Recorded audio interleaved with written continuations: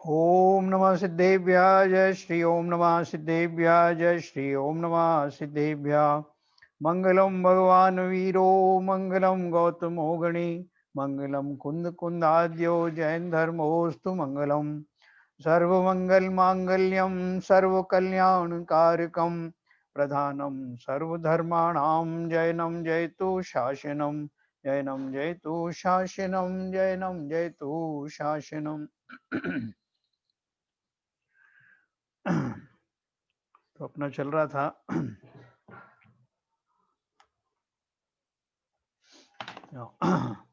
कल अपन ने मन और आत्मा के बारे में पढ़ा था।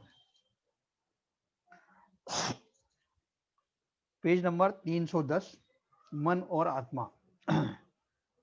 ऊपर में अपन ने एक इसके जस्ट ऊपर पढ़ा था, केवली के द्रव्य मन होता है, भाव मन नहीं होता है ना।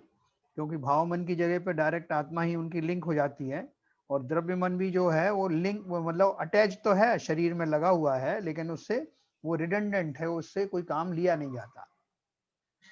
अब मन और आत्मा, द्रव्य मन पौद्गलिक है और भाव मन आत्म प्रदेशों में प्राप्त जानने की शक्ति रूप है ना। जैसे भाव मन है, बस इंद्रियों के पीछे के वाले जो प्रदेश हैं वो भी जानने की शक्ति रूप है, अर्थात जीव है ना। भाव मन जो है वो जीव है, 1 से 4 इंद्रिय तक सभी जीवों में, तथा कुछ पंचेंद्रिय जीवों के मन नहीं होता है, किंतु उनके आत्मा डायरेक्ट आत्मा होती है। जिसका विवरण और 339 पेज पे अपन पढ़ने वाले हैं। अभी देखो योग के बारे में अपन पढ़ेंगे। मन वचन काय की क्रिया के द्वारा होने वाले आत्म प्रदेशों के परिस्पंदन यानी हलन चलन को योग कहते हैं। जिस प्रकार वायु के वेग से पानी में लहरें उठती हैं, उसी प्रकार सोचने, बोलने आदि कोई भी क्रिया करने से हमारी आत्मा में भी हलन चलन होता है, यही योग कहलाता है। इस हलन चलन से कर्म वर्गणाएं और नो कर्म वर्गणाएं आत्मा के साथ साथ बंध को प्राप्त होती हैं। मतलब ये एक मैकेनिज्म है, फिजिकल मैकेनिज्म है, जिसकी वजह से वो जो वर्गना है, जो पौद्गलिक कर्म या नो कर्म है, उनकी वर्गनाओं का आगमन होता है। जो उनका मूवमेंट होता है, वो जैसे अपन जो वैक्यूम क्लीनर होता है ना, तो उसमें जो कितना आपका वो मोटर के अंदर कितनी पावर है वैक्यूम क्रिएट करने की, और उसके अनुसार जो कचरे के कण हैं उसके अंदर में खींचते हैं, कभी कम कभी ज्यादा। मतलब छोटा अगर कम पावर वाला है तो कम कम आएंगे, ज्यादा पावर वाला तो ज्यादा आएंगे। तो वो जो योग है, योग एक ऐसा मैकेनिज्म है, आत्मा के जो परिस्पंदन है, जो कि आश्रव में निमित्त होता है। कर्म वर्गनाएं और नो कर्म वर्गनाएं आत्मा के साथ बंध को प्राप्त होती हैं। कार्बन वर्गना लोक में ठसाठस भरी हुई हैं, जैसे घड़े में घी भरा रहता। योग शक्ति के द्वारा ये कर्मण वर्गनाएं ही कर्म के रूप में आत्मा से बंधती हैं।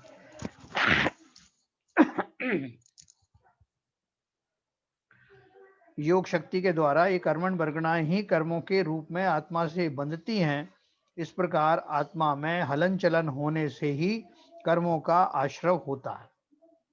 कर्म कम योग होने से कम और अधिक योग होने से अधिक कर्माण वर्गणाओं का ग्रहण होता है ना। अपने जो प्रदेश बंद होता है, तो प्रदेश में क्या है, कितने कर्म परमाणु आए, कितने का आश्रव हुआ और कितने उसमें, और उतने बंद हो गए।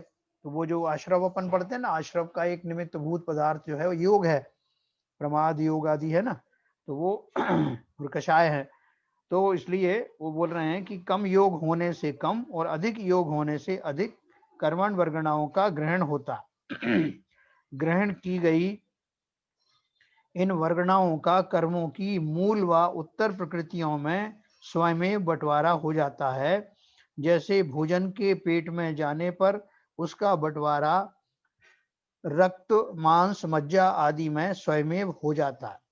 अपन ने 172 पेज पे भी वो सब देखा था, कैसे बंद होता है। भेद देखो इन्होंने क्या दिया कि जो अपन योग की बात कर रहे हैं, तो योग में क्या क्या होता है। योग के कई प्रकार से भेद किए गए हैं। प्रथम प्रकार से योग के 2 भेद निम्न प्रकार से हैं। पहला भाव योग, दूसरा द्रव्य योग। भाव योग में कौन से आते हैं, कर्म नो कर्म के ग्रहण करने में निमित्त रूप आत्मा की शक्ति विशेष को भाव योग कहते हैं। और द्रव्य योग किसे कहते हैं? मन वचन काय की क्रिया के कारण जो आत्मा के प्रदेशों में कंपन होता है वह द्रव्य योग कहलाता है, यानी फिजिकल फॉर्म। और वहां आत्मा की शक्ति विशेष को भाव योग कहते हैं। तो हर एक द्रव्य योग के पीछे में भाव योग है, तभी वो जीवंत रहते हैं। यद्यपि भाव योग एक प्रकार का होता है, फिर भी निमित्त की अपेक्षा उसके 3 भेद हैं और 15 उपभेद किए गए हैं जो निम्न प्रकार के हैं। पहला मनोयोग, मनोयोग। दूसरा वचन योग। तीसरा काय योग। अपन जानते हैं ना, मन वचन काय योग। जब आत्मा का प्रयत्न मन की ओर झुकता है तब उसमें मन निमित्त हो जाने से उसे मनोयोग कहते हैं। यानी जब हमें कोई ऐसी क्रिया करनी पड़े जिसमें हमारा जो है मन उसमें निमित्त बनने वाला है, उसकी तरफ जब हमारा रुझान होता है, तो चूंकि मन को टारगेट करके वो भाव उत्पन्न हुए हैं, इसलिए वो मनोयोग कहलाते हैं। मतलब उसको टारगेट करके जो आत्मा के जो भाव बने, आत्मा के जो परिस्पंदन हुए, तो वो इसलिए वो मनोयोग कहलाएगा कि उसके निमित्त से हुए। इसके 4 उपभेद हैं: सत्य मनोयोग, असत्य मनोयोग, उभय मनोयोग और अनुभय मनोयोग, है ना। सत्य मनो इसका विस्तार भी कहीं आएगा, अपन पढ़ेंगे। सत्य मनोयोग, असत्य मनोयोग, यानी दोनों, उभय माने दोनों और अनुभय माने दोनों नहीं। पहला वचन योग। जब आत्मा के प्रयत्न का झुकाव वचन की ओर होता है तो उसे वचन योग कहते हैं। यह भी 4 प्रकार का होता है: सत्य वचन योग, असत्य वचन योग, उभय वचन योग और अनुभय वचन योग। फिर काय योग क्या होता है? जब आत्मा के प्रयत्न का झुकाव काय की ओर होता है तो उसे काय योग कहते हैं। वह 7 प्रकार का होता है। काय योग कौन सी तरह 7 प्रकार का होता है? देखो, एक औदारिक काय योग, क्योंकि जितनी काय है वो तो है ही, उसके अलावा और क्या है। औदारिक काय योग, औदारिक मिश्र काय योग। फिर वैक्रियक काय योग, वैक्रियक मिश्र काय योग। आहारक काय योग, आहारक मिश्र काय योग और कर्मण कार्य योग। एकेंद्रिय जीवों के केवल काय योग होता है क्योंकि बाकी उनकी इंद्रियां होती नहीं, उनके काय योग होता है। और कौन सा काय योग होता है? जो उनका जो शरीर है, औदारिक है तो औदारिक काय योग। द्विइंद्रिय से असंगी पंचेंद्रिय जीवों के काय व वचन योग होते हैं, क्योंकि वहां मन नहीं होता। तथा संगी पंचेंद्रिय जीवों के तीनों योग होते हैं। अयोग केवली के कोई योग नहीं होता है। हमें लगता है ऐसा है कि तीनों योग एक साथ होते हैं, लेकिन वस्तुतः ऐसा होता नहीं है। एक समय में एक ही योग होता है और योग प्रत्येक समय होते रहते हैं। ठीक है ना। तो ये हमने थोड़ा सा इसके बारे में जाना। एक थोड़ा सा और बचा है इसमें योग में। तीनों योगों में काय योग स्थूल योग है, उससे सूक्ष्म वचन योग है। तीनों योगों में काय योग स्थूल योग है, उससे सूक्ष्म वचन योग है और उससे भी सूक्ष्म मनोयोग है। ये तीनों शुभ व अशुभ दोनों प्रकार के होते हैं। फिर इसमें शुभ योग और अशुभ योग, अपन भी बोलते हैं ना, अशुभ योग हो रहा है कि शुभ योग हो रहा है। शुभ योग किसे कहते हैं? जो योग शुभ परिणामों के निमित्त से होता है वह शुभ योग है। पंच परमेष्ठी की पूजा, स्वाध्याय आदि 6 आवश्यक कार्य, प्राणियों के प्रति दया भाव, उनकी रक्षा का भाव, सत्य बोलने का भाव, पर धन संपत्ति हरण ना करने का भाव आदि शुभ परिणामों के निमित्त से होने वाला योग शुभ योग है। इससे पुण्याश्रव होता है। दूसरा है अशुभ योग। जो योग अशुभ परिणामों के निमित्त से होता है वह अशुभ योग है। ईर्ष्या करना, मारने का विचार करना, असत्य कठोर वचन बोलना, हिंसा, चोरी, मायाचारी करना आदि परिणामों के निमित्त से होने वाला योग अशुभ योग है। इससे पापाश्रव होता है। अब मैं आपको अनम्यूट करूंगा।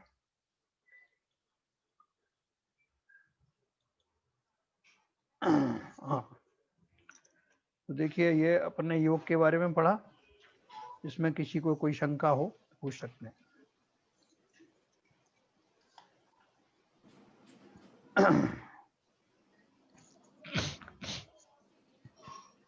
किसी को कोई शंका नहीं है? योग मतलब थोड़ा मतलब योग का क्या उपयोग यहाँ पर बताया है, हाँ वो थोड़ा वापस एक बार बताएंगे तो। हाँ देखो, ये शुरू में लिखा है, मन वचन काय की क्रिया के द्वारा होने वाले आत्म प्रदेशों को यानी परिस्पंदन को योग कहते हैं। फिर उन्होंने ये बताया कि इससे, इस योग से क्या होता है, इसे लोग कहते हैं, इस हलन चलन से कर्म वर्गणाएं और नो कर्म वर्गणाएं आत्मा के साथ बंध को प्राप्त होती हैं। जो आश्रम बंध है उसमें ये निमित्त बन बनते हैं, योग हमारे जो है ना, योगों के निमित्त से वो होता है स्पंदन जो होते हैं। तो योगों के माध्यम से वो जो कर्म और नवकर्म वर्गणाएं हैं वो आती हैं और उनका बंध होता है। तो वो उनका एक, जो अपन आश्रम का अपन ने टॉपिक पढ़ा था ना, आश्रम के क्या कारण है, उसमें एक योग भी था, कषाय थी, प्रमाद था, ये सब अपन ने पढ़ा था। तो और देखो आखिर में जाकर के जब वो आपका एक समाप्त हो जाते हैं, क्या बोलते हैं, कषाय समाप्त हो जाती हैं, प्रमाद समाप्त हो जाता है, तब वो अनंत देवों को योग रहते हैं, अनंत देव को योग रहता है ना। तो वो कौन सा योग रहता है, तो वो जो योग है वो उसके कारण कोई आश्रव मतलब बंद नहीं होता, आश्रव रहता है, एक समय का जो है बंद वाला आश्रव रहता है।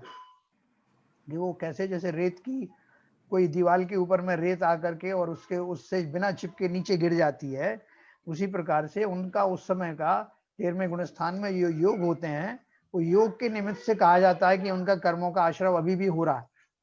लेकिन वो वेदनीय कर्म का जो आश्रव है वो आता है और एक समय का है, उसका बंद नहीं होता, वो खिर जाता है तुरंत।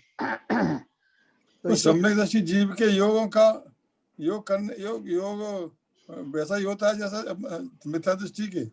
नहीं, अपन ने पढ़ा ना, देखो पीछे अपन ने पढ़ा शुभ योग और अशुभ योग पढ़ा। तो अब शुभ योग में भी दो तरह के शुभ योग हो जाएंगे, मिथ्या दृष्टि जीव का शुभ योग और सम्यक दृष्टि जीव का शुभ योग। क्या सम्यक दृष्टि अशुभ उपयोग नहीं कर सकता है क्या? नहीं कर सकता है, मैंने शुभ में मैं दो कैटेगरी बताई आपको मैंने। तो आपका कहने का मतलब ये है, अशुभ में भी दो कैटेगरी, मिथ्या दृष्टि शुभ उपयोग भी कर सकता है। हाँ तो बताया ना मैंने आपको, शुभ योग की दो कैटेगरी इस हिसाब से तो बताई मैंने आपको। तो एक मिथ्या दृष्टि का। तो आपका कहने का मतलब ये है कि जब कर्म वगना खत्म हो जाती है तो फिर ये इसका कोई योग से कोई फर्क नहीं पड़ता है, योग तो रहता है। हाँ वो नाम के लिए वो योग है, तो जब क्योंकि अयोगी और सहयोगी केवली होते हैं ना, तो 13वें गुणस्थान वाले सब सहयोगी केवली कहलाते हैं, उनके योग अभी चालू हैं।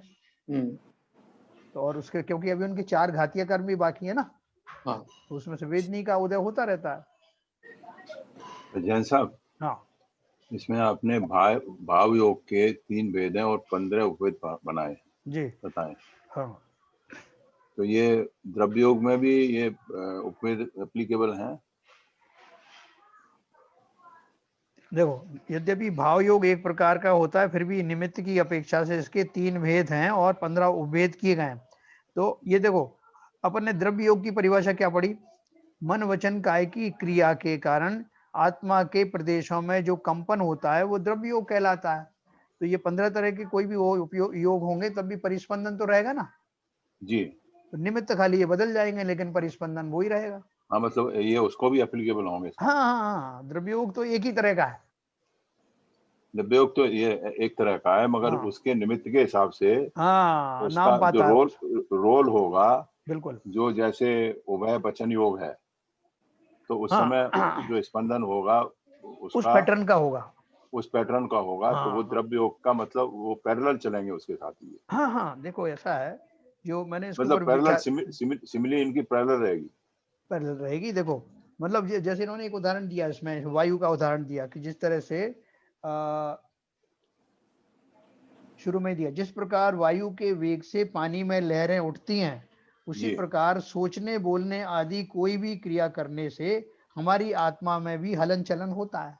हाँ तो जो हलन चलन हुआ वो द्रव्य योग हो गया। हाँ तो मगर वो कौन से भेद के निमित्त से हुआ है, वो भाव योग डिफरेंट हो सकते हैं। तो वो मतलब जो मनोयोग और वचन योग क्या योग के जितने भी आपने सब डिवीजन किए हैं, जी जी जी जी तो वो डिवीजन इसमें भी एप्लीकेबल होगा क्योंकि स्पंदन उस निमित्त से हो रहा है। हाँ ठीक।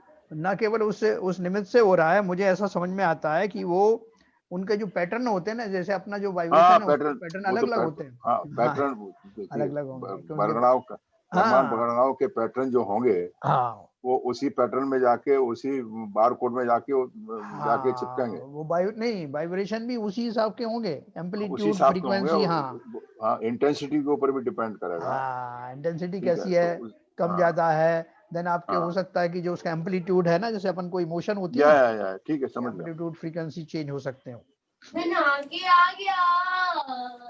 ये किसका आवाज आ रही है सर? मिलाना बड़ा मुश्किल है। चलो, तो ये इस तरह से योग के बारे में आपने पढ़ा। ये योग की पूरी एक सीडी है इनकी, डॉक्टर उज्ज्वला शाह की, जिसमें उसने बहुत विस्तार से योग के बारे में 1 घंटा बताया है। अपनी जो गवर्नमेंट सार वगैरह में भी योग के बारे में दिया है, काफी कुछ दिया है। तो वो सीडी मेरे पास से कहीं वो वैसी हो गई, अभी वो डिस्चार्ज जैसी हो जाती है ना, तो अभी काम नहीं आ रही, दूसरी मंगाऊंगा मैं।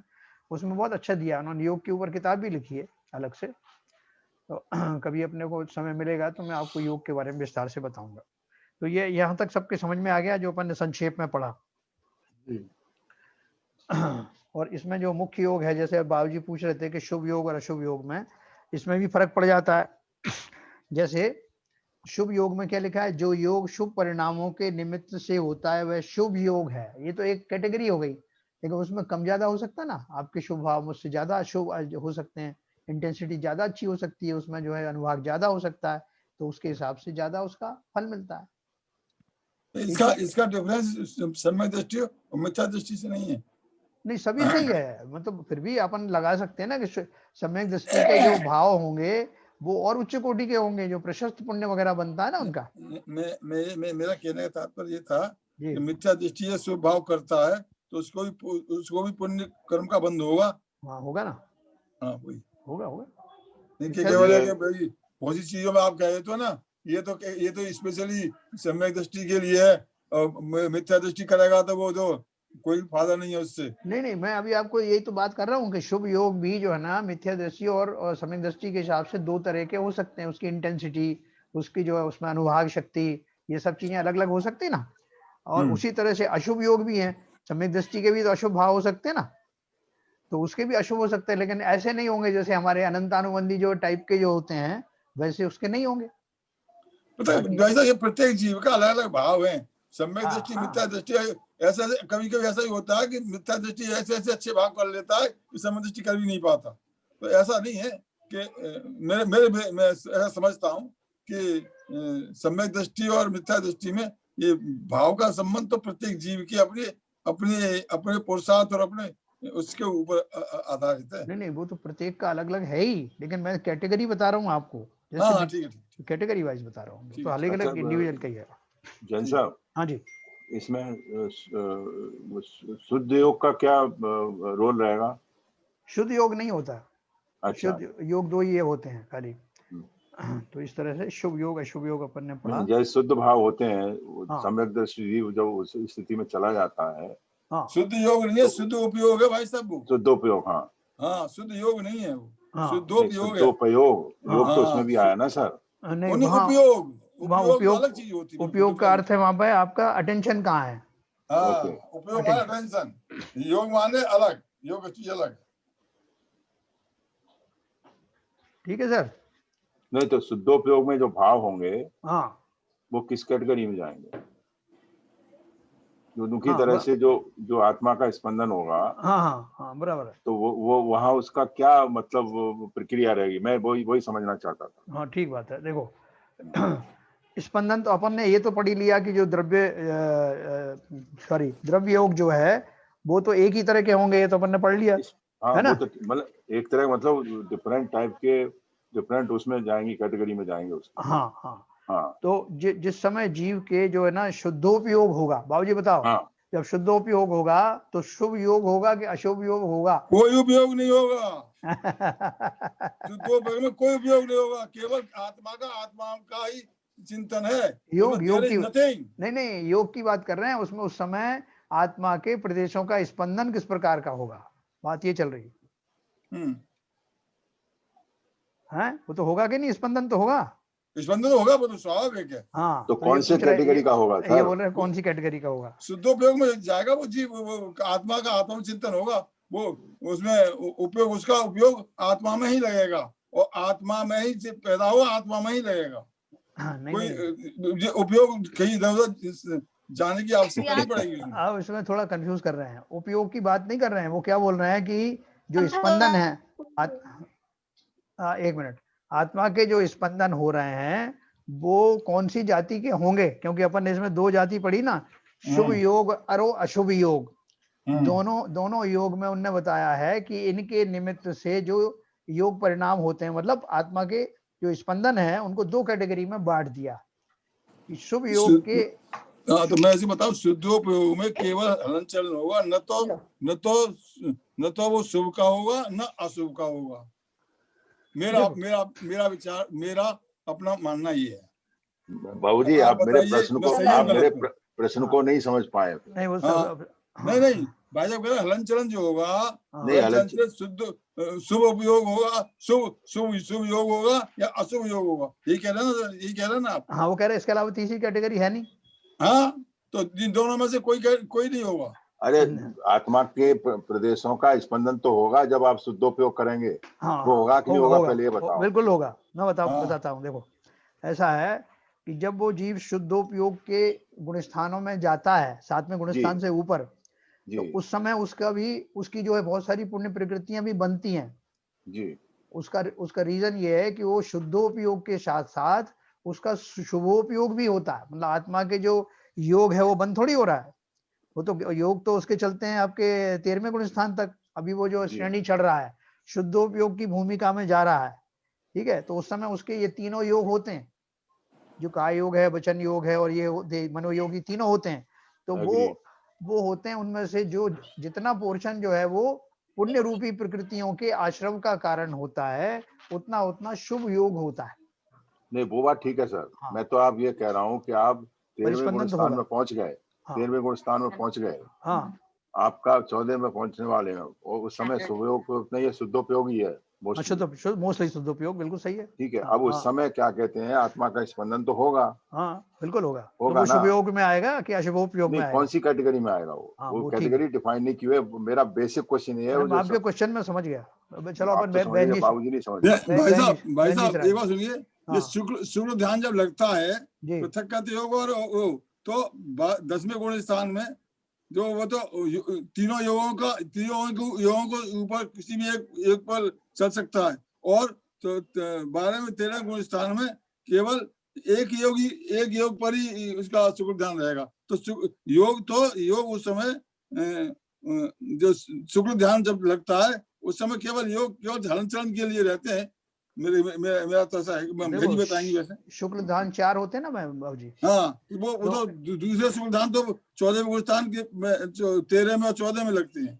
वो तो चौथा होता है, चौथवें गुण स्थान है ना। उससे पहले तो एक पहले ही लग जाता है, श्रेणी मारने के समय एक लग जाता है ना। तो वो उस समय तो अभी वो गुण स्थान जो है आपके पूर्ण शुद्धोपयोग का आया ही नहीं है। हाँ, तीनों योग चल रहे हैं उस समय तो नहीं। अभी अपन बहन जी से जरा इसके बारे में राय लेते हैं। हाँ, बहन जी बताइए, विनोद बहन जी। 13वें गुण स्थान तक योग है ना, 13वें गुण स्थान तक योग है। तो 7वें गुण स्थान से जहाँ से शुद्धोपयोग चालू है वहां से मात्र शुभ योग होता है, बस अशुभ योग नहीं होता वहां से। बस योग है मन वचन काय के तीनों के हैं। जैसे मन वचन काय के भी जैसे इस तरह से है ना, जैसे मनोयोग के 4 वेद हो जाते हैं, सत्य मनोयोग, असत्य मनोयोग, उभय मनोयोग और अनुभय मनोयोग, है ना। तो जो ऊपर 13वें गुण स्थान की जब बात कर रहे हैं तो वहां पे असत्य और उभय मनोयोग नहीं होता, वहां उपचार से मनोयोग का है। मन काम नहीं कर रहा है लेकिन कहा गया है, तो वहां पे सत्य और उभय मनोयोग कहा गया है। तो वो अनुभय मनोयोग कहा गया है, वो शुभ के अंतर्गत आता है। ऐसे ही वचन योग है, ऐसे वचन योग के 4 वेद हैं, और फिर काय योग के वेद हो जाते हैं, और काय योग के 17 वेद हैं, औदारिक, वैक्रियक, आहारक और कारमान, और ये इनके मिश्र, बाकी 3 मिश्र। तो वहाँ केवल काय योग रहता है, औदारिक काय योग है, क्योंकि उनकी औदारिक शरीर है, तो जो श्वास इत्यादि चल रहे हैं तो उससे औदारिक काय योग है और वो शुभ योग है, और उससे केवल एक वेदनीय कर्म का आश्रव होता है। योग जो है आश्रव के कारण है और वहाँ साता वेदनीय का आश्रव है। तो बहन जी छठवें सातवें आठवें गुण स्थान में जो शुक्ल योग वो योग जो चलता है तो उभय योग नहीं होता उसमें, शुद्धोपयोग में जो जीव होता है तो उभय योग माने मतलब असत्य मिला हुआ ऐसा नहीं होता, सत्य और अनुभव चलता है। अच्छा, सत्य और अनुभव चलता है। हाँ अच्छा ठीक। और औदारिक काय योग चलता है। तो इसका मतलब बहन जी शुभ योग तो रहता है वहाँ पर, शुभ योग ही रहता है दोनों कैटेगरी में से।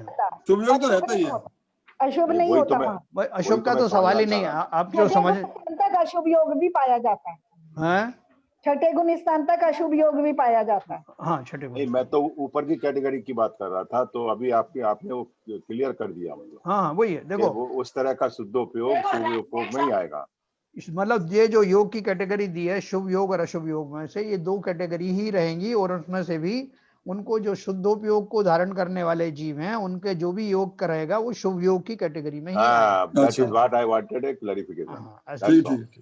अच्छा, जैसा मेरा एक बेसिक क्वेश्चन अभी भी है इसमें जी, ये तो क्वेश्चन मेरा बेसिक ये कि जैसे इसमें लिखा हुआ है कम योग होने से कम और अधिक योग होने से अधिक कर्मणा भगनाओं का ग्रहण होता है। तो इसका कहने का मतलब ये है कि यदि आदमी ध्यान वगैरह करता है, केवल मन ही उसका चलता है, मतलब ना तो उसका वचन चलता है ना काय चलती है, केवल मन चलता है, तो कर्म भगनाएं कम रहेंगी उस टाइम में। हाँ वही बिल्कुल आश्रव कम होगा ना। और मन को भी थोड़ा कंट्रोल किया तो कम भगनाएं बिल्कुल ही कम हो जाएंगी। और क्या, बिल्कुल सही कह रहे हैं आप। बिल्कुल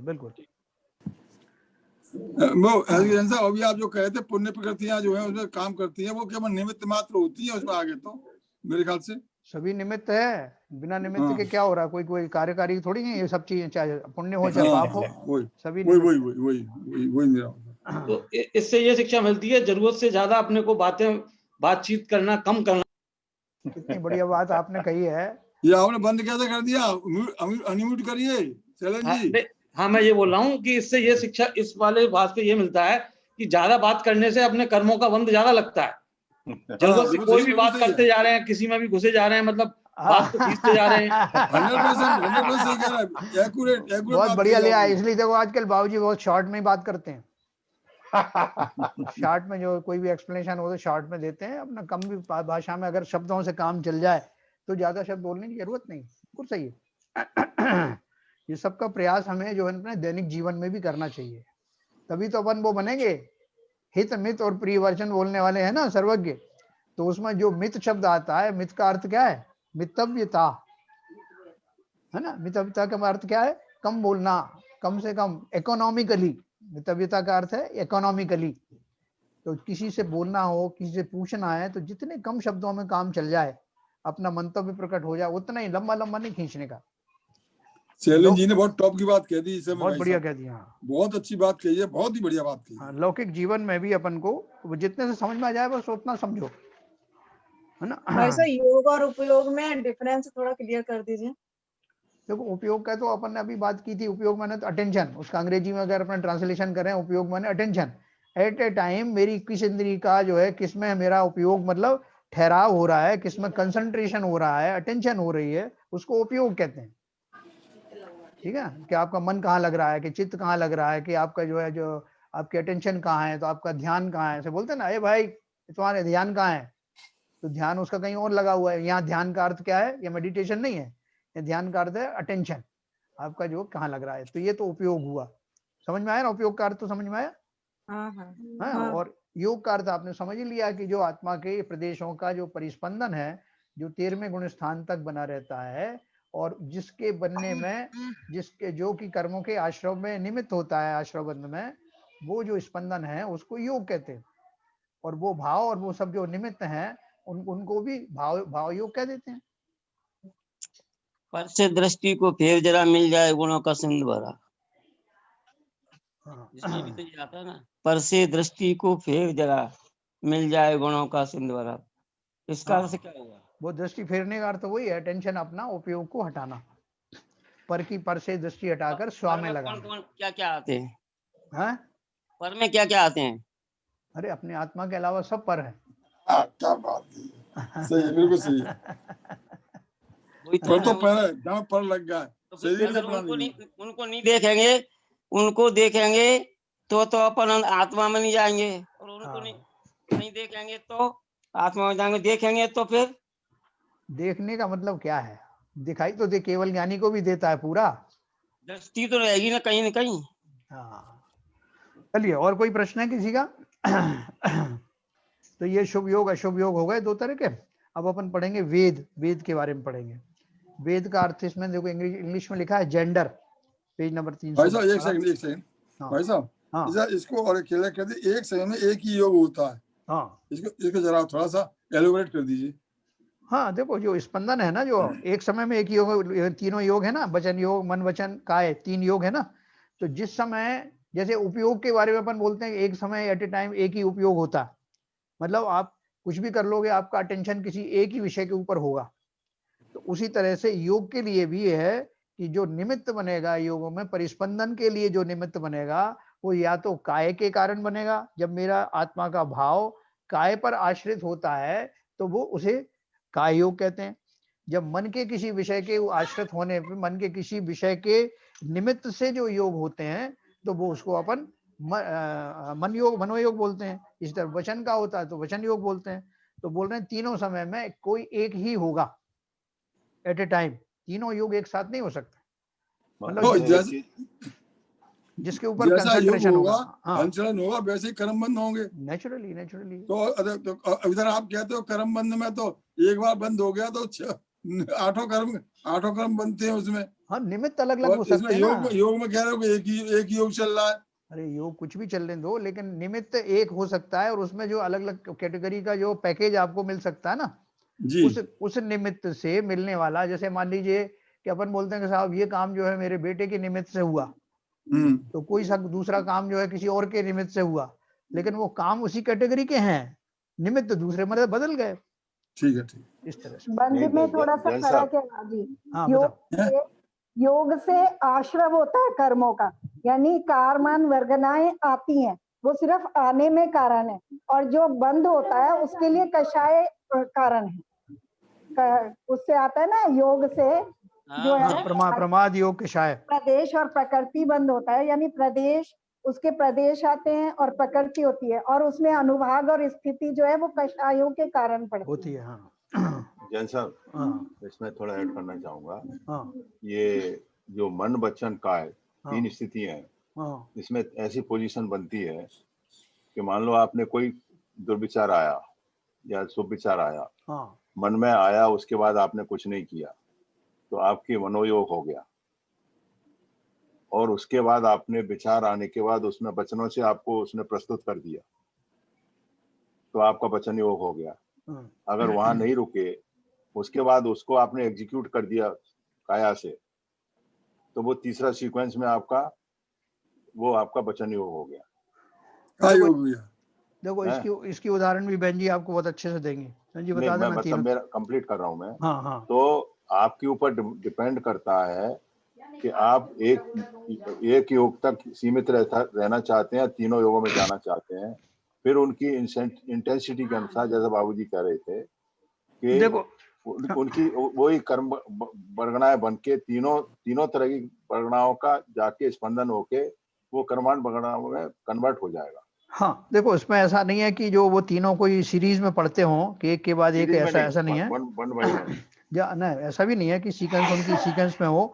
मान लीजिए कि मेरे मन में कोई कुत्सित भाव आया, ना तो मैंने वचन में उसको करने की कोशिश की है, ना मेरा उससे वचन से कोई मतलब है, ना मुझे मैंने किसी को गाली भी नहीं दी, और ना मैंने काया से किसी को हैंडल किया, मिसहैंडल किया, ठीक है। लेकिन भावों में मैंने इतना कुत्सित विचार कर लिए, तो उस कुत्सित विचार के फलस्वरूप जो मेरे कर्म बनेंगे उसमें मेरा मनोयोग जो है वो रिस्पॉन्सिबल होगा।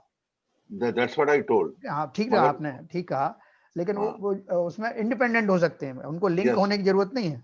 इंडिपेंडेंट ही होंगे वो तो। इंडिपेंडेंट। अभी मान लीजिए काया संबंधी है कि किसी ने मुझे धक्का दिया और मैंने उसको धक्का दिया, मेरा पूरा कंसंट्रेशन उस शारीरिक क्रियाओं पे काय के ऊपर ही आश्रित हैं और उनके निमित्त से ही जो है मेरे जो कर्म बंध रहे हैं, तो उस समय जो मेरे योग होंगे, स्पंदन होंगे, उनके लिए रिस्पॉन्सिबल कौन सा रहेगा?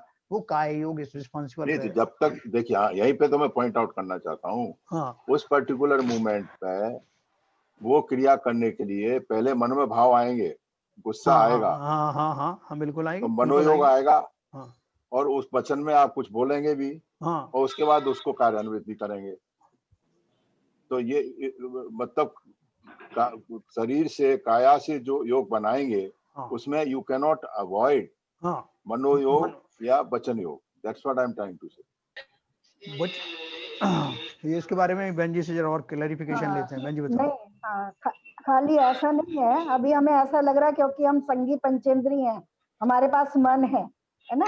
जो असंगी पंचेंद्रिय है उनके पास तो मन ही नहीं होता, उनको मनोयोग नहीं होता। और जो एक इंद्रिय जीव है उनके पास वचन भी नहीं होता, उनके पास मात्र काय योग है। तो अभी जैसे आपने परसों पढ़ा था, भाई साहब ने बताया था, जो 4 इंद्रिय तक के जीव हैं वो नरक नहीं जाते। तो क्योंकि उनके पास मन योग नहीं है तो उन्हें इस तरह का आश्रय ही नहीं कर पाते वो इतना कि वो नरक चले जाए, है ना। वहां तक नरक नहीं जाते।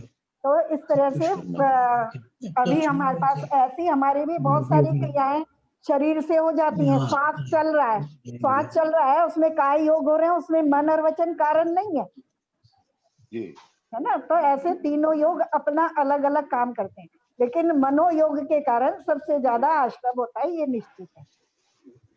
क्योंकि एक संगी पंचेंद्रिय जीव ही 7वें नरक तक जा सकता है और वो ही ऊपर सर्वार सिद्धि तक जा सकता है। इनका यही कहना है। बहन जी ये था, मेरा प्रश्न ये था बहन जी कि संगी पंचेंद्रिय के लिए ही मतलब उत्प्रेरित था उसी भावना से। तो जब शरीर से कोई होगा तो उसके पीछे कोई भाव तो आएंगे मन में। हाँ, तो यही तो मैं बता रही, कोई जरूरी नहीं है। अभी देखो शरीर की बहुत सारी क्रियाएं हो रही हैं, सोते समय भी हो रही है ना शरीर में क्रियाएं। काय योग बराबर बना हुआ है और हो सकता है उस समय आपका मन कोई काम ना कर रहा हो, ना मनोयोग ना चल रहे हो। काय योग, श्वास चलने में जो प्रक्रिया हो रही है वो केवल काय योग के कारण हो रही है, उसमें मनोयोग कारण नहीं है। मैकेनिकली हो रही है, मैकेनिकली अपने आप हो रहे हैं वो काय योग। और क्योंकि उनको काय योग किस लिए 13वें गुण स्थान में श्वास इत्यादि चलने के कारण और विहार हो रहा है उनका बिना इच्छा के। मनोयोग नहीं है, वहां विहार करने का मन नहीं है, लेकिन काय योग है वहां पे। तो इसी तरह वो बिना मन के हो रहा है ना, बिना इच्छा के हो रहा है। तो इसी तरह हमारे बहुत सारे काय योग हमारे बिना मन के भी होते हैं और वचन योग ऐसे भी होते हैं कि मन में कोई भाव नहीं है लेकिन वचन निकल आते, हम कहना नहीं चाहते। बहुत बार होता है, आपने अनुभव किया होगा ऐसा कि शब्द निकल आते हैं मुंह से, हम वैसा कहना भी नहीं चाहते, निकल आते हैं। बिल्कुल बढ़िया। देखो ये जो बहन ने जो बताया है आपको कि मनोयोग होना जरूरी नहीं है, उसका मैं एक उदाहरण देता हूँ आपको। जैसे मैंने बताया था कि अपन जो है अपने बस में जा रहे हैं, बस में पीछे की सीट पे बैठे हुए हैं और अच्छी स्पीड से गाड़ी जा रही है, अचानक से उसने ब्रेक लगाया ड्राइवर ने। तो हमारा जो शरीर उठ करके, चूंकि मूवमेंट में आ गया ना, शरीर मोशन में आ गया, तो वो एकदम आगे की तरफ भागता है, मूवमेंट ऑफ इनर्शिया। हाँ, आगे की तरफ भागता है। अब हमने मन में थोड़ी सोचा कि मैं उस तरफ चला जाऊंगा, लेकिन वो शरीर की अपने जो कारण से वो मूवमेंट, उसका इनर्शिया की वजह से मूवमेंट हुआ। उस समय मेरा जो है कोई मनोयोग नहीं था, कोई मन नहीं था जाने का। इस तरह से इसको आप रिलेट कर सकते हैं। और सीजन लिखा है इसको, कोई बात नहीं, ठीक है सर। तो ये क्लियर हुआ? हाँ, हो गया साहब। चलो आगे चलते हैं। आपने बैकग्राउंड चेंज कर लिया बाबूजी अपना? बाबूजी ने बाउंड्री चेंज कर दी। यार वो ऐसा था, अभी मैं आईपैड पे काम कर रहा था, आईपैड डिस्चार्ज हो गया यार। मैं तो बहन जी का उद्घोषण भी नहीं सुन पाया, उनका वो नहीं कुछ सुन पाया। मेरा दुर्भाग्य कि मैं कुछ भी नहीं कर पाया। और फिर वो अभी चेंज करके अभी लड़की दूसरा लगा गई है। बैकग्राउंड चेंज हो गया आपका? नहीं लैपटॉप लगाया अभी लोग पूछते हैं ना कि आपका बैकग्राउंड क्या है। अर्शी जैन के नाम से दुर्भाग्य से बैकग्राउंड चेंज हो गया। अर्शी जैन के नाम से।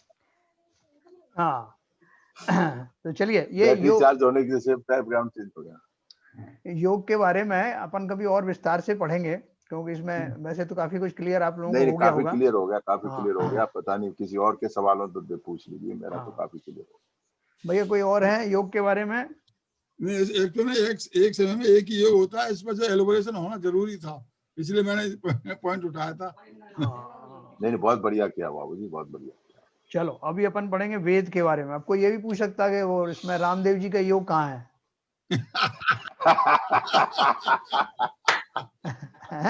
आपने तो ये आपका ही प्रश्न है साहब। भाई देखो उसमें लिखा रहता है शास्त्रों में कि वो जो बताने वाला होता है ना, वो खुद ही क्वेश्चन उठाता है, वो खुद क्वेश्चन उठा के फिर उसका आंसर हाँ बना करके फिर उसका आंसर देता है, क्योंकि बहुत सारे लोग जो है कुछ संकोचवश कोई और कारण से नहीं वो प्रश्न उठा पाते, तो वो प्रश्न उठा के ये सवाल को कोई पूछ ही नहीं पाया, इसलिए पूछा आपने। ठीक है सर, तो चलो अब अपन बात करें। देखो वहां भी योग जो होता है शब्द जो अपन रामदेव जी वाला, फिर से कैसे आ जाता बार बार? सुशीला जैन को ही आती है बार बार ना। चलिए चलिए चलिए। तो चलो, तो अपन बात कर रहे थे कि वो उस योग में भी, जैसे वो जो रामदेव जी वाला योग है ना, उसमें भी योग का अर्थ क्या है? योग अपन बोलते हैं जोड़ को, मतलब दो वस्तुओं के जोड़ को योग कहते हैं। तो दो वस्तुएं कौन सी हैं? उसमें भी मन होता है और काया होती, दोनों का संयोग से कहते हैं ना कि आपका मन भी उधर रहना चाहिए, मस्तिष्क भी, और वो क्रियाएं मैकेनिकली नहीं चलना चाहिए, उसमें मन भी जुड़ना चाहिए। और सांस प्रश्वास जो आपका वो तो काया का भाग है, और उसके अलावा आपका मन, दोनों को मिला के वो योग होता है। तभी अपन बोलते पूरे मनोयोग से काम करना। तो कोई भी काम अपन करते हैं उसमें मन भी लगना चाहिए, सिर्फ क्रियाएं नहीं लगना चाहिए। चलिए आगे चलते हैं, वेद पढ़ते हैं। वेद जहां, वेद का अर्थ कौन सा है? जेंडर। ये अपन ने कल भी पढ़ा था, तो शॉर्ट में थोड़ा और दिया है। जीव में पाए जाने वाले स्त्रीत्व, पुरुषत्व और नपुंसकत्व के भाव वेद कहलाते हैं। जीव की काम सेवन की इच्छा वेद है, इसको लिंग भी कहते हैं। वेद के भेद 3 भेद होते हैं: पुरुष वेद, स्त्री वेद, नपुंसक वेद। कर्म भूमि मनुष्यों व गर्भज त्रियंचों में तीनों वेद होते हैं। भोग भूमि तथा अम्लेच्छ खंड के मनुष्यों में तथा देवों में 2 वेद होते हैं, स्त्री और पुरुष। नारकी, एकेंद्रीय, विकलेंद्रीय तथा पंचेंद्रीय सम्मूर्छन जीवों में एक ही वेद होता है, जो नपुंसक वेद होता है। उपरोक्त तीनों वेद 2-2 प्रकार के होते हैं: द्रव्य वेद और भाव वेद। देखो ये जानना जरूरी है। द्रव्य वेद क्या है? नाम कर्म के उदय से शरीर में स्त्री पुरुष के अनुरूप जो अंगोपांग की रचना होती है वह द्रव्य वेद है ना, जिनसे स्त्री पहचानी जाती है, पुरुष पहचाना जाता है या नपुंसक पहचाना जाता है।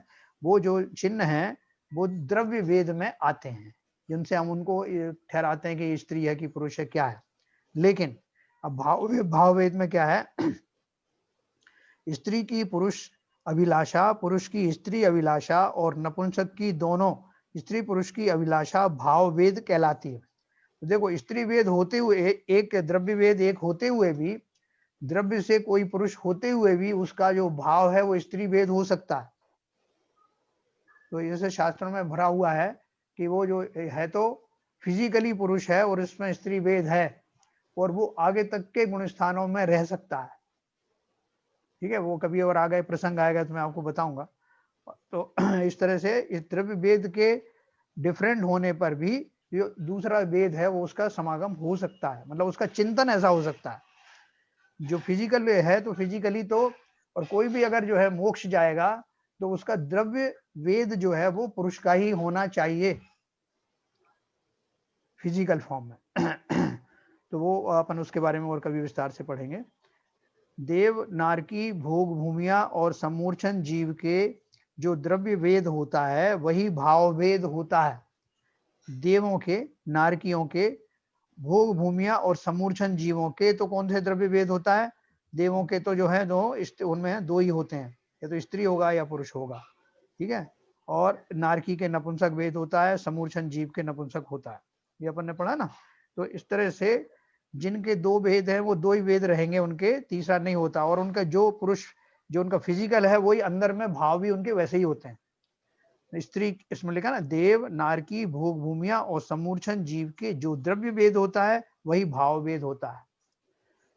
शेष मनुष्यों व तिर्यंचों के द्रव्य व भाव वेद में विपरीतता भी पाई जाती है। मनुष्यों में और जो बाकी के मनुष्य हैं और तिर्यंच हैं उनमें फिजिकली जो है वो पुरुष हो सकता है, एक अंदर में स्त्री वाले भाव हो सकते हैं। एक पर्याय में द्रव्य वेद व भाव वेद में कोई परिवर्तन नहीं होता है ना। जो पर्याय विशेष है उसमें जो होते हैं वो वैसे ही बने रहते हैं। तो अभी आगे चलेंगे अपन कषाय। कषाय के बारे में अपन ये जो है ना, हाँ, एक पर्याय मतलब जैसे स्त्री पर्याय आई या ये इसमें मनुष्य में या मनुष्य, तो बहुत से मेडिकल साइंस ये कह रही है कि वो लिंग चेंज हो जाते हैं।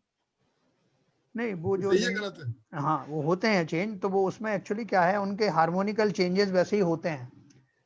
जो उनके जो उनको जो पुरुष से स्त्री बनते हैं ना बहुत सारे लोग, हाँ, तो उनके जो है ना, उनके वास्तव में उनके जो अंग हैं उनमें भी ऐसी काबिलियत होती है कि स्त्री बनने की योग्यता होती है। उन्हीं को स्त्री बनाया जाता है और ये वही स्त्री बन सकते हैं। अच्छा, मेडिकली भी? हाँ मेडिकली। और उनके अंदर से जो हार्मोन्स भी वो उसी तरह के होते हैं, तो उनको उतने समय तक जैसे पुरुष पर्याय में रह करके वो स्त्री बन सकते हैं, क्योंकि वो उनका जो है उस तरह का जो चेंजेस होना है हार्मोन्स में, ऐसा। अब पढ़ेंगे अपन कषाय के बारे में। जो कषाय हमारा बहुत जाना पहचाना सब्जेक्ट है, वो बार बार हम कषाय फौरन करने लगते हैं। तो वो कषाय क्या है? जो भाव आत्मा को कषे अर्थात दुख दे वह कषाय है। ये मलिन भाव जीवन को कषायला कर देते हैं, अतः इसलिए भी इन्हें कषाय कहते हैं। कषाय मोहनी कर्म के उदय से होने वाली क्रोध मान माया लोभ आदि रूप कलुषता कषाय कहलाती है, क्योंकि यह आत्मा के स्वाभाविक रूप को कषती है। इस प्रकार आत्मा के कलुष परिणाम यानी खोटे भाव ही कषाय है ना। तो देखो अपन ने पहले ये पढ़ा था ना कि ये कषाय क्या है। मोहिनी कर्म के दो भेद अपन ने पढ़े थे, दर्शन मोहिनी और चारित्र मोहिनी। तो दर्शन मोहिनी में तो श्रद्धा गुण का जो विपरीतता है उसके कारण से हमारा वो दर्शन मोहिनी कर्म का जो है रिलेशन है उसका, मेरी श्रद्धा गलत रहती है, मिथ्यात्व बना रहता है। और जो चारित्र मोहिनी वाला जो पार्ट है, उस चारित्र मोहिनी जो है उसमें कषाय उसके अंदर आती हैं। कषाय चारित्र का ही भाग है। मेरा अभी खोटे चारित्र हैं तो वो चारों कषाय मेरी जागृत हैं। जिस समय जो है चारित्र उत्कृष्ट होने लगेगा तो उस समय कषाय चली जाएंगी, यथाख्यात चारित्र जब होगा। अब देखो कषाय के भेद फर्दर बताए, ये अपन ने कई बार पढ़ा है। कषाय के मूल भेद चार हैं, क्रोध मान माया और लोभ। इनमें क्रोध व मान द्वेष रूप हैं तथा माया व लोभ राग रूप हैं, है ना।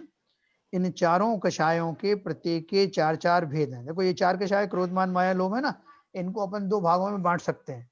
इनमें से क्रोध और मान तो एक ऐसी हैं द्वेष रूप कषाय हैं, जिनमें दूसरों से द्वेष होता है। और माया और लोभ ऐसे हैं जिनमें राग रूप रहता है।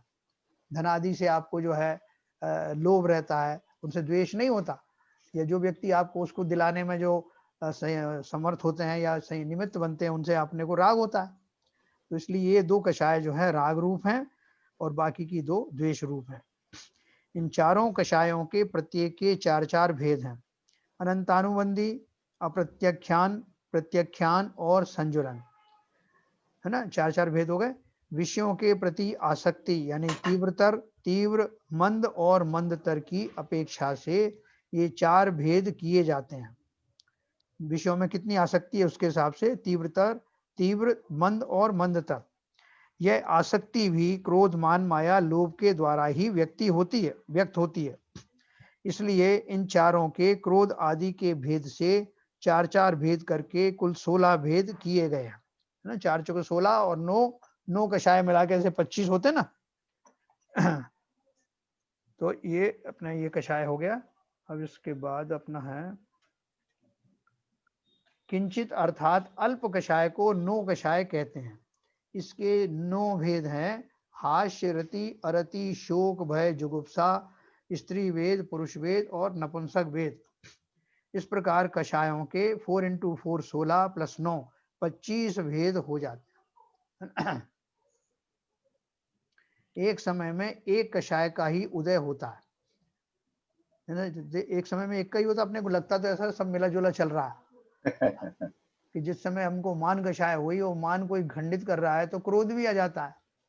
फिर ये भी बना रहता है कि मेरा कहीं लोभ अंदर छिपा रहता है। लोभ अंदर छिपा रहता है कि ऐसा नहीं कि मैंने क्रोध किया तो मेरा ये पद और कहीं छिन ना जाए, तो वो लोभ भी बना है। ठीक है, मान भी बना हुआ है। और अब क्या बचा? मायाचारी।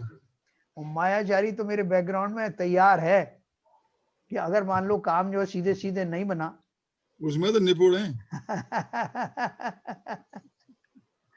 ठीक है सर। तो ये 4 मुख्य कषाय देखो निम्न प्रकार से हैं। पहला क्रोध कषाय, आत्मा का स्वभाव क्षमा है और इसका उल्टा अर्थात आत्मा का विभाव क्रोध है। यह आत्मा का अहित करती है, स्वावा पर का घात करने वाली क्रूर परिणाम क्रोध कषाय है। गुस्सा करने से दूसरे का बुरा होने से पूर्व स्वयं का बुरा हो जाता है। इस कषाय के कारण नरक व त्र्यंच गति के दुख भोगने पड़ते हैं। क्रोध करने से कमट और दीपायन मुनि ने दुख उठाया था, है ना। लेकिन अपन ने देखो और 4 कषाय पढ़ेंगे, फिर उसमें आप बताना कि इनमें से सबसे तगड़ी कषाय कौन सी है। दूसरा मान कषाय, दूसरे के प्रति तिरस्कार, अहंकार रूप भाव होना, अर्थात बल विद्या तप जाति आदि का मद होने से दूसरे के प्रति नमन भाव नहीं रखना, यानी विनय भाव नहीं रखना, अभिमान कषाय है। इस कषाय के कारण तरस व स्थावर गतियों में भटकना पड़ता है। रावण और कंस ने इस कषाय के कारण अनेक दुख उठाए थे। मुनि बाहुबली के मन में यह भाव था कि वह भरत की भूमि पर खड़ा हुआ है, अर्थात उन्हें मान कषाय थी। 1 वर्ष बाद जब वह कषाय नष्ट हुई तो ही उन्हें केवल ज्ञान हो पाया। इस बारे में बहुत सारी कहानियां हैं। अब मैं आपसे एक बात पूछता हूँ कि जो मान कषाय है वो जिनके पास जो समर्थ है उनमें होती है या जो बिल्कुल दीनहीन है उनमें भी होती? तो दोनों में होती है। हाँ, दीनहीन में मान कषाय होती है क्या? कोई मानेगा ये बात? जो दीन दिखा लेना, अपने को दीन प्रदर्शित करना, वो मान कषाय नहीं है क्या है? हाँ, तो ये मान कषाय में जो जैसा है वो स्वरूप से डेविएट होना, अपने उससे ज्यादा मानना या कम मानना, और उसमें अभिमान करना या उसमें अपने आप को क्या बोलना चाहिए, वो दीनहीन बन जाना, ये दोनों ही दशाएं जो है वो मान कषाय में आती। इसके बाद तीसरी है माया कषाय। जब माया का अर्थ मायाचारी करना है, छल कपट करना, दूसरे को धोखा देना तथा अथवा मन में कुछ और, वचन में कुछ और, करनी में कुछ और होना माया कषाय है। थोड़े मूल्य की वस्तुओं को महंगी वस्तुओं में मिलाना, तौल के बांट आदि कम या अधिक वजन के होना, अपने दोष छिपाना आदि माया कषाय में ही आते हैं। मायाचारी करने से त्र्यंच गति मिलती है और मृदुमती मुनि के द्वारा मायाचारी करने के फलस्वरूप उन्हें त्रियंच यानी त्रिलोक मंडन हाथी की पर्याय मिली थी। ये कहानी मैंने आपको सुनाई थी। देखो इसमें भी बहुत सारे लोग ऐसे कहते थे, नेता लोग कहते थे ना, उन्होंने कुछ कह दिया, फिर लोगों ने उनके पीछे पड़ गए, आपने कैसे कह दिया? तो बोलते हैं देखो साहब ऐसा है कि मेरा किसी को दुखी करने का अभिप्राय नहीं था और मेरी बातों को तोड़ मरोड़ के बताया गया। तो ये तो उनके जो पॉलिटिकल स्टेटमेंट होते हैं, लेकिन अंदर में तो ये सब मायाचारी ही है, जिसके फलस्वरूप इस तरह के वचन वो बोलते हैं। तो उस मायाचारी से भले ही आप शब्द कुछ भी बोल दो, लेकिन वो मायाचारी का दोष अवश्य लगता है, वो विधिवत बंद होता है। जब समय आता है तो मायाचारी के प्रभाव से उन्हें जहां जहां जाना है, तुच्छ पर्यायों में जाना है, स्त्री पर्याय आदि में जाना है, उसे जाना ही है। तो चौथी कषाय हमारी लोभ कषाय। धन दौलत संपत्ति आदि की तीव्र लालसा होना, लालच होना अथवा तृष्णा होना लोभ कषाय है। इस कषाय के कारण ही मनुष्य सभी प्रकार के पाप करता है ना। ये बहुत बड़ी कषाय है। इसी वजह से इस कषाय को पाप का बाप कहा जाता है। इस कषाय के कारण नरकादि गतियों में जाना पड़ता है।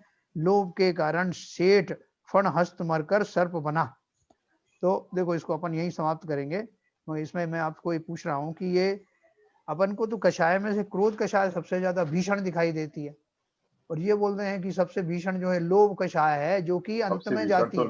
सबसे भीषण तो लोभ ही होता है साहब, सारी जड़ है उसकी। तभी तो उसको चार बाकी तीनों कसाय की जड़ है वो। आपको है। तो फिर क्रोधी को क्या कहें अपन? क्रोधी को क्षमा कर दें कि ये तो बेचारा जो है खुद ही अपने आप ही परेशान है, इससे इसके ऊपर क्या गुस्सा करें? स्वभाव तो दूसरी श्रेणी आ गई। एक्चुअली में आपके चेहरे से, भावों से बहुत आसानी से दूसरा आदमी समझ सकता है कि ये क्रोध कर रहा है। बिल्कुल सही बात है, बिल्कुल सही। लोग कसाय दिखाई नहीं देती है। हाँ, मान कसाई भी फिर भी दिख जाती है। हाँ, फिर भी अपेक्षाकृत जो है लोग की अपेक्षा से क्रोध तो बहुत अपरेंट होता है। हाँ, बस गहराई में बैठा होता है। तो मान और क्रोध कसाय तो आपकी कभी कभी प्रकट होती है, जबकि लोभ कसाय तो हमेशा बनी रहती है। हाँ, बनी रहती है ना, प्रकट और बनी रहने में फर्क है ना। मतलब लोभ मतलब आदमी क्या रहता है, जैसे किसी को मान का कभी कभी आया, क्रोध भी जैसे कभी कभी आएगा, लेकिन लोभ जो आदमी का हर उसकी क्रिया में लोभ लगा रहेगा। जब वो दुकान पे बैठा है तो, घर पे बैठा है तो, कहीं भी कर रहा है तो लोभ उसके दिमाग में लोभ कभी भी चलता रहता है। बराबर। और उसे वो अच्छी तरह वो ही जानता है। जो दानी होता है वो भी लोभी होता है क्या? हाँ, दानी होता है। दानी उसको भी कुछ तो हो सकता है कुछ तो, जैसे उसका भाव आया कि जो बोली लग रही है कि 10,000 15,000 बढ़ रहे हैं और उसको भी बोली लगाने का भाव हो रहा है, वो सोच रहा है काश 10 पे ही रुक जाती तो मैं ले लेता। पैसा तो मेरे पास बहुत है, मैं चाहता हूँ कि मैंने बजट बनाया कि 10 का ही लूंगा, तो इतना लोभ है उसको कि बोली रुक जाए 10 पे ही ले लूंगा। ऐसे बहुत सारे भावों के होते हैं। उसका लोभ तो नहीं है ना? क्यों नहीं है लोभ? लोभ है ना, इससे ज्यादा मैंने नहीं खर्च करना। बोली बोलने वाला भी लोभ है। हाँ, बोली बोलने का भी लोभ है, यश का लोभ है, नाम हो जाएगा, पुण्य का लोभ है, यश का लोभ है, मेरा मान बढ़ेगा। एक्चुअली बोलिया बोलने में मान कसाय ज्यादा आती है, मुझे लगता है। लोभ नहीं है, मान कसाय आता है। क्योंकि आदमी बहुत तो हट बोलता है, कहाँ फला 20 लाख 25 लाख कुछ ही बोलते रहो, बोले कि भाई मैं इससे नहीं, इससे पीछे नहीं हट सकता। ये तो आदमी कषाय तो चारों ही विद्यमान रहती है, उसमें से कौन सी कब प्रकट हो जाए उसके लिए बोला जाता है कि एक कषाय एक बार में प्रकट होती है, लेकिन है वो चारों ही बनी हुई है सत्ता में, प्रकट एक बार में प्रकट होती है एक बार। ठीक है ना। तो इस प्रकार से हमारा ये जो एक तो डिवीजन जैसा हो गया इन सबका, लोभकार कषायों का। तो कल अपन इसके बारे में जो थोड़ा सा और डिटेल बचा हुआ है, 16 प्रकार के जो अनंतानुबंधी जो कषाय है उनके बारे में और पढ़ेंगे। अभी समय हो गया तो जिनवाणी स्तुति करें। मैं एक चीज इसमें पूछना चाहता था साहब, आपने इसमें एक शब्द आया था ये, हाँ बोलिए। एक समय में एक ही कषाय का उदय होता है, ये सेंटेंस को कुछ ज्यादा एलोबरेट नहीं करना चाहिए? थोड़ा सा हमें नहीं आया कि एक बार में एक ही कषाय का उदय होता है। चलो कल अपन करेंगे, उसका चर्चा करेंगे, है ना। चलिए वो आज नहीं, ललित जी नहीं है क्या? आज आप ही बोल दो। चलो मैं बोल।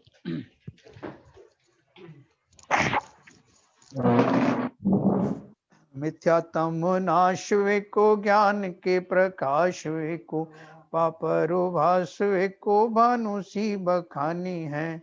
छहो द्रव्य जान वे को, बंध विधि भान वे को, पर पिछान वे को, परम प्रमानी है। अनुभव बताए वे को, जीव के जताए वे को, काहू ना सताए वे को, भव्य और आनी है। जहाँ तहाँ तार वे को, पार के उतार वे को, सुख विस्तार वे को, यही जिनवाणी है। हे जिनवाणी भारती तो जपो दिन रैन, जो तेरी शरणा गहे सो पावे सुख चैन। जा वाणी के ज्ञान ते सूझे लोकालोक, सो वाणी मस्तक धरूं सदा दे तू धूप। जिनवाणी माता की जय। नमोकार मंत्र।